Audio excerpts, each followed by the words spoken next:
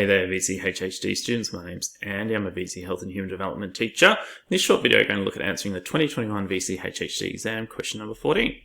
Before we dive into question 14, just a reminder that the Health Resources Hub YouTube channel, a new video like this one is coming out each day between now and the HHD exam this year. You can subscribe with the button in the bottom corner of the video there. Please let your HHD friends know they can do so too to access all of those videos. You can see our social media links there if you'd like to follow us and get alerts to new videos coming out each day. And also email if you've got any questions or suggestions for videos you'd like me to work on. So question 14, the 2021 exam was worth 10 marks, and this was the extended response question. And there were 3 sources related to the health and well-being of Indigenous Australians. And so you can see here the first one was some data regarding life expectancy at birth by Indigenous status and sex. And so you can see that in that graph that non-Indigenous Australians, both males and females, had a significantly higher life expectancy than Indigenous Australians.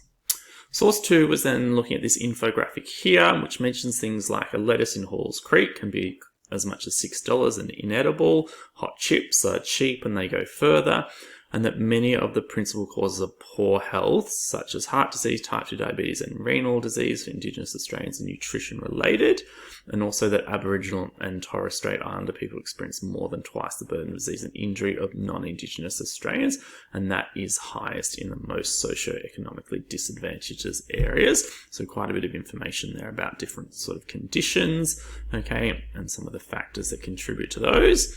And then source 3 was looking at here, I guess, some stimulus material from a report that talked about quotes, okay, which came from Indigenous people who are sharing their stories and experiences.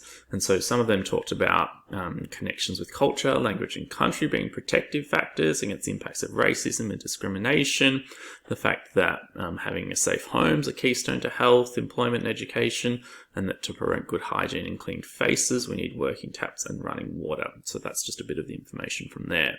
So the question was asking you to use information from all 3 sources and your own knowledge to discuss the socio-cultural and environmental factors that contribute to variations in health status between Indigenous and non-Indigenous Australians, the importance of Indigenous health and wellbeing as a resource individually and nationally, and how social action could be an effective way to bring about change in Indigenous health and wellbeing. So I've done previous videos on, attempting the extended response question, so you can go back and take a look at those. But essentially you have to think about, well, how can I set up an answer that includes all 3 sources, shows links between them, and obviously addresses all aspects of the question. And so here, you could see that the question was asking for some of those variations in health status between Indigenous and non-Indigenous Australians. So source 1 and 2 are the best sources to link to that. Obviously there was life expectancy and some links to things like burden of disease in the second source. And then you had to link in socio-cultural and environmental factors. So thinking about some of those, you could have talked about things obviously like education, income, food security, and then also environmental factors, so things like housing, access to safe water and sanitation, etc. Then you had to talk about Indigenous health and well-being as a resource individually and nationally.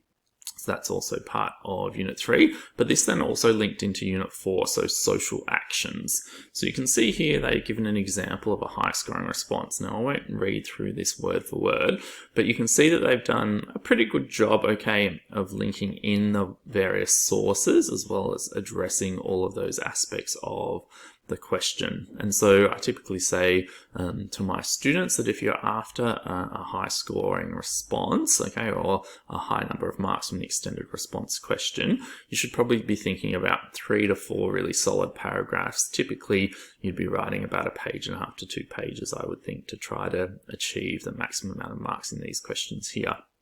And so a good way of referencing the sources is either putting them in brackets or putting bits and pieces in quotation marks, and you'll see that that's been done throughout this answer here. So I'll let you sort of have a read of that. It's from the examiner's report, so you can always go back and have a look at that there. And you can also obviously sit down and attempt this question and show it to your teacher and try to get some feedback. Okay, hopefully you found that video useful. Just a reminder, the Health Resource YouTube channel, our social media links, and our email. Thanks so much.